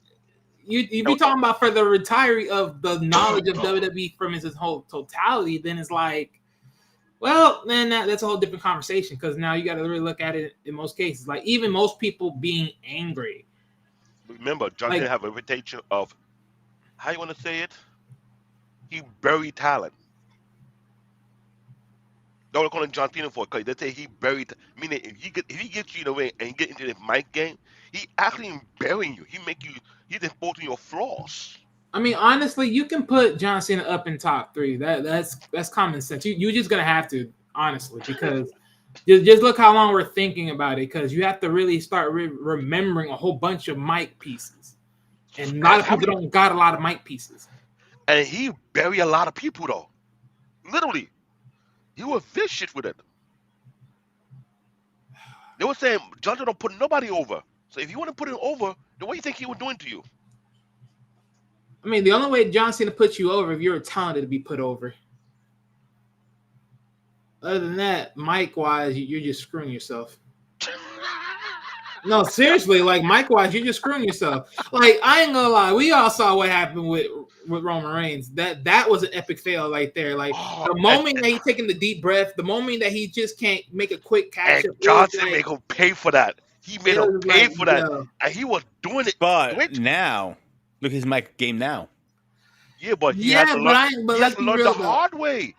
But Johnson, I mean, everyone has to learn the hard way, though. Let's be real about it. Everyone has to learn the hard way. The problem is with Romans on Anderson. Okay, I give you that.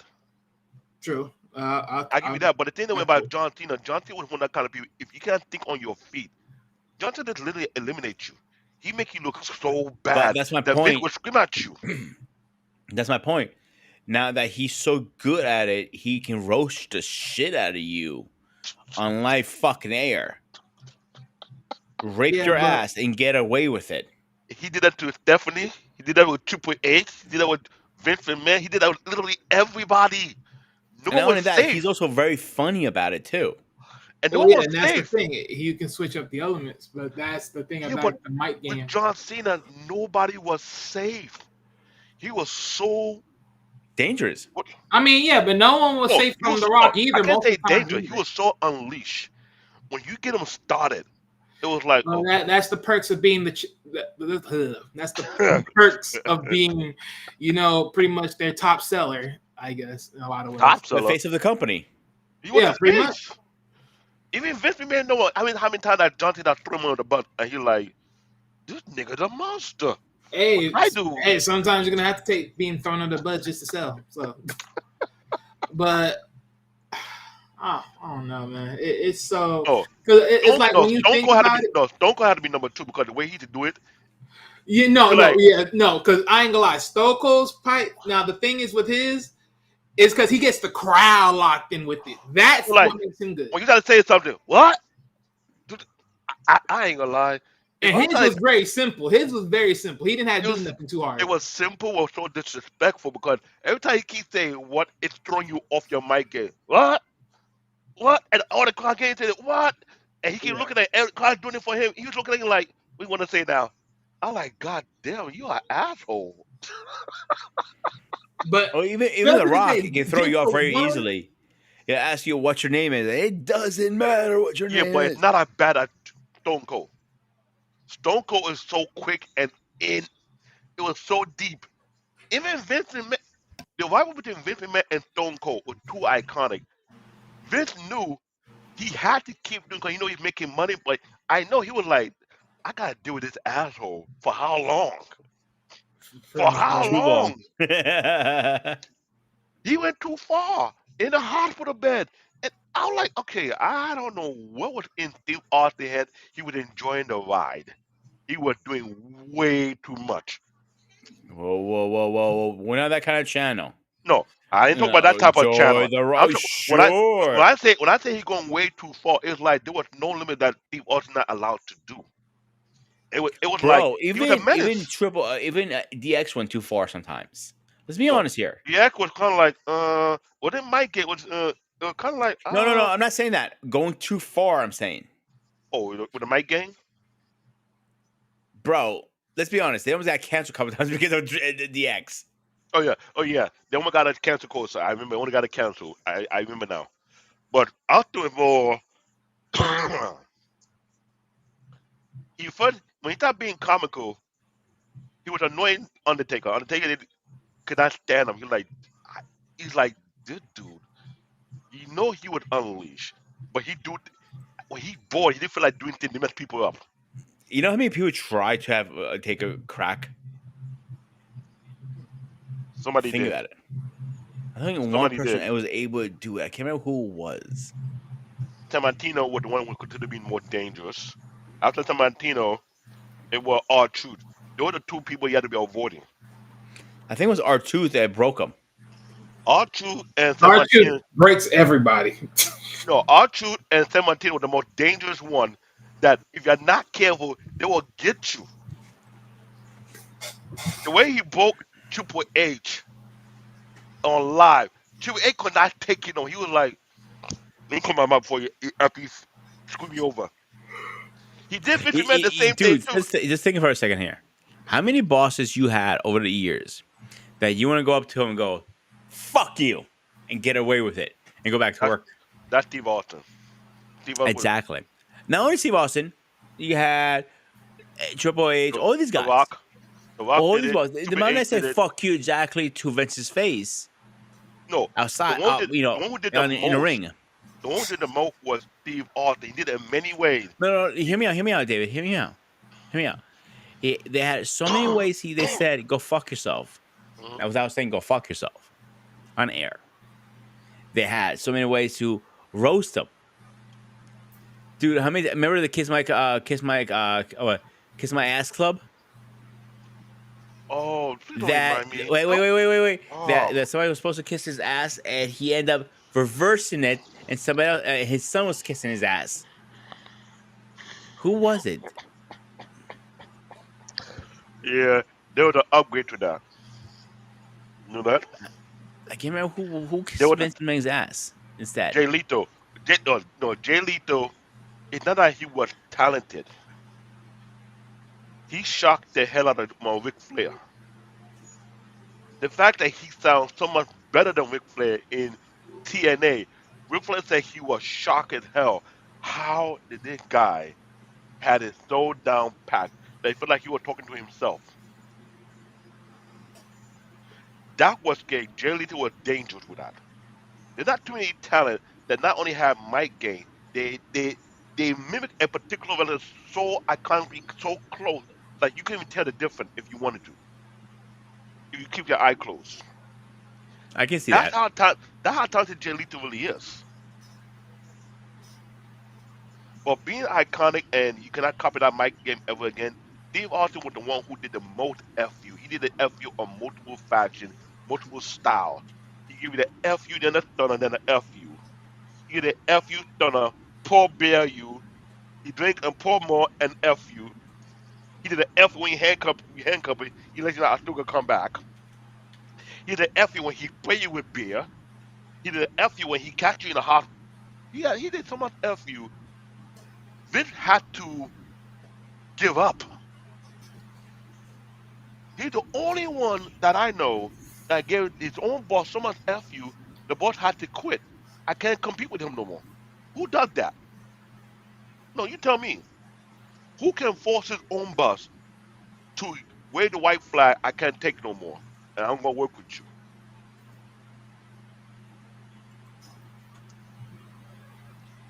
And on the other side of Steve Austin, who was the biggest ass kisser and do all the craziness for Vincent Man? Who? Kurt Angle. Really? The time that Steve Austin was the and the beer, Kurt Angle was like and the milk. You forget? And Vince did it on purpose. He said, you know what? Since this is the opposite of Steve Austin, you have to go together. And you see Austin face, you was like, no, you didn't, you asshole. You got to make me to do with. And I saw the facial expression. I almost thought that he broke character, but he didn't realize, yo, Vince is finding his way out. He gonna shove me with Kurt Angle while I'm into beer, he into milk. You see the comical side of that part? Yeah, I No, do I remember saw. that. Yeah, the comical side. That was the comical side. That was like That was Vince been way out of it. He's like, you know what? I had enough of Steve Austin. He thought he's milking it and he banking it and he getting tired. So he's looking for a way out and he thought he went out through Kurt Angle. So you know what? yeah, because when you think about it, Stone Cold was pretty much the American outlaw, and then Kurt Angle is the American golden boy. So it's like, yeah, And that was Vince been way out of the limelight because he said he got enough of it because if he didn't find someone to get him out of it, he was stuck with Austin. He was. And when he did that, I was like, Vince, you're a lucky bastard. If Kurt Angle did not save your ass, you could have spent another couple of years dealing with Steve Austin. And I know you were like, this guy's making too much money off my ass right now. Now, what the hell? You know who's the second wrestler who made a lot of money off somebody's ass? His own ass. Who? Think about it. Three of his boys are in the bloodline. Oh, you're talking about Rikishi. Rikishi. His ass made him a lot of money. Oh, the Kiss My Ass Club got ended by Rikishi. It did. But you know why? Didn't you want to Austin- join him, kiss his Who was it? ass Austin club? or The Rock that made him kiss Rikishi? No, it was The Rock. I think, Yeah, yeah, I believe so. I Yeah. remember. He said, "Oh, I know you want to kiss her ass. No, I got a better ass for you to kiss." And he turned. Why do we remember that? He remembered that scene. The Rock said, "Oh, I got a Bro, better." imagine if he didn't wash his ass for a month and did that to him Yo. just to piss him off. I would tell. I would not. I'm not gonna lie. If you can get that clip, if you to hear the pop, let's say I got a better ass. Actually, I have it here. And they turn him around and so Rikishi ass. The whole stadium exploded in laughter. They're like, "Yo, it's not." Vince out came out from his socket that day. I was watching it. I was like, I am so glad I'm not a wrestler. I don't know how I could. And what Rikishi did was so bad. He did this. He went up and Vince was like, "Oh, million." Okay, I have a question for you guys, and we're gonna close the show after this last question. I'll ask David because he's laughing too much on this. Yo, How I much? watched that thing live. Hang on, David. Before you jump, how much would it? How much a paycheck do you need to kiss someone's ass like that? I ain't You want me? You say you're signing WWE. That could be your lips on his ass next. No. Let me tell you something. I don't think you understand this. Elon Musk cannot pay you enough to do that. I'm For you. sorry. No, You I don't sure? think you. No. Why do you know this? When that thing happened, do you know how many news media broadcast that thing? How many? Every, No, trust me. In today's world, that would ever happen, let it me would put it like never this. be the end of it. Let me put it like this. I will be shocked if that clip enter the Hall of Fame. I wouldn't be if it's not in already. If it did, just know that ain't nobody want to go near that level. Why? What about Nobody. you? What do you think? Well, how much would I need to be paid to do that? Yeah. You couldn't pay me. Oh, you're free. Okay.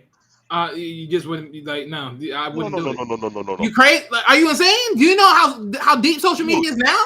Dude, Imagine how bad that would be. What the fuck? No. Hell no. dude, in present time, with the technology you have, you know what they would do? They would take that video and do a 3D rendering and rotate it. You know how bad that look? There's no way in hell would I That ever do that. that clip has so much view, was so iconic. To this day, people older than me and younger will still laugh. They're like, yo, you bought Jim Ross, he died that one. You bought Trish Stratus, he was like, and they said they bought the biggest ass ever.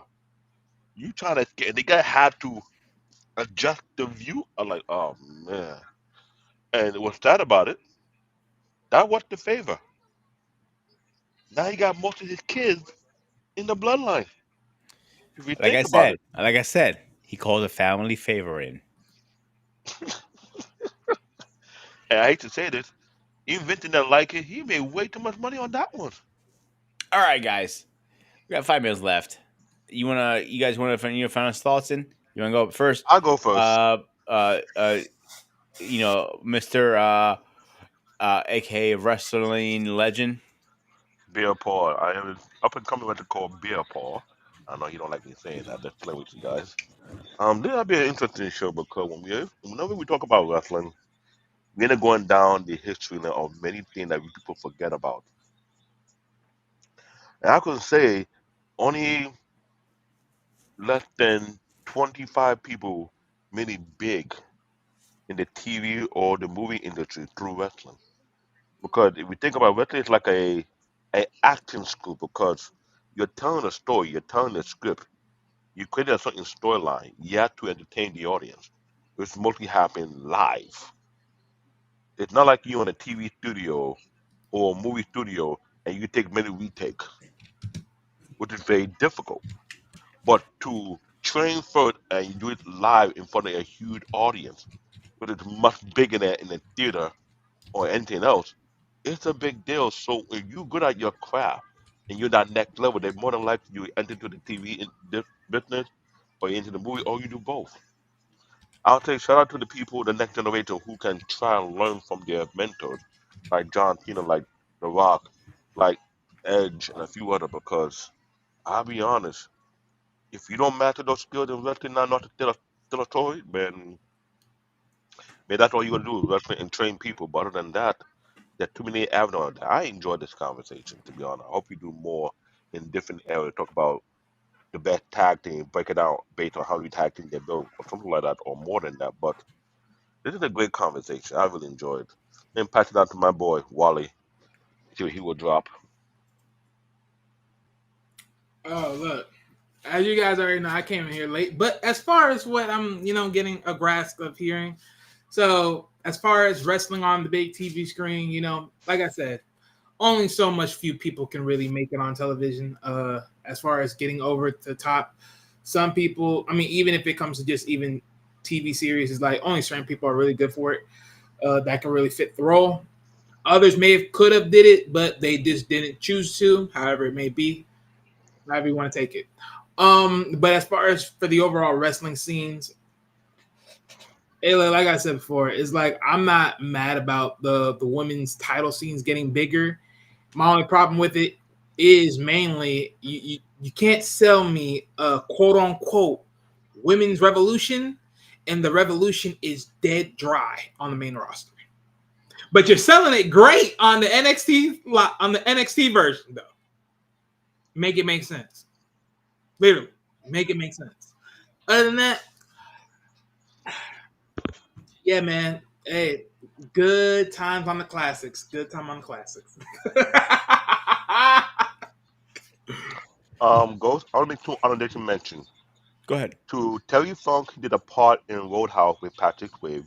That's another wrestler who did the movie. And Andre the Giant who did The Princess Bride. That's another iconic movie. I Yeah, remember growing up. Eric mentioned in the comments earlier.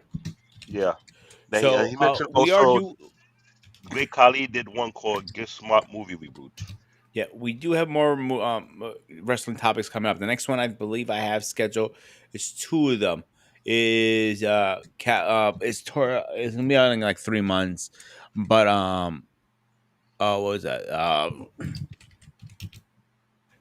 Capture line, meaning like you know, why you smell the rock, what stuff like that. Why is that such a catch? And I'm doing also a show later on is what if John Cena was not around? He was never in WWE. That's hard. Yeah. So let's do a quick schedule update and let's. So That's wait, we're hard. saying so real quick. So you're saying if John Cena wasn't around, what would WWE be like? Mm-hmm. Ooh. Oh, that's real simple. Really? Wait. Oh, you you don't think it's simple? Oh, trust me. Look. Let's get one thing clear. Whoa. John Cena Hold your thoughts to that show. I know, but I'm not gonna say too much. I'm not gonna say over too much. All right. All I'm gonna say is this: John Cena may have been the ultimate token boy for, selling up kids' toys and all that, and being the poster boy child for it all. But honestly, take the John Cena route away. Would wrestling ever really be different without him? The answer is no. I'm gonna be honest with you. It really wouldn't, because there's multiple other ways you could have plugged in. Remember, there was someone else also chosen that they could have replaced with John Cena. Just letting you know. All right. You know So, what? quick He should be the host of that show next time, so he can schedule update, like I was trying to say. We're still having a Greg area tomorrow. I'm not sure if I'm going to do it Cody, Bossman, David, or by myself. I'll find out when I get there tomorrow. I don't think they're gonna invite me back over there. Shut up. It's my show. I do what I want. I'm not sure if Paul is being allowed back in the country at this point. So we're gonna find out who's still Or up. he handcuffed under the bed and still on a cruise ship while he Whoa! What? Hey, I know this is after dark, but damn. OnlyFans too much. That's OnlyFans information. That's after party shit. We don't need to say it loud. Oh my god! But we will have a show. But for Thursday, we will be talking about our men still has the equal rights in the workplace. Then next Saturday, this is a show I've been looking forward all year since I put this title down. Why were old games more difficult than modern games? Then a week after that, Thursday the 2nd, we will be talking about sex harassment in the workplace. Something that I love to talk about. And the last one is, are we looking into the next gaming crash of 2024 or 2025? So, except that, David, anything to say? Not at right now on this. Wally? Pretty much I already said my part on the John Cena thing. All right. Guys, this was the Sparta SQ Network. I am going to Sparta. Thank you, David. Thank you, Ian. Thank you, EJ. Ian. Like we really been missed. This down there is Wally. As always, stay fresh, stay safe, and I'll see you guys on the next one.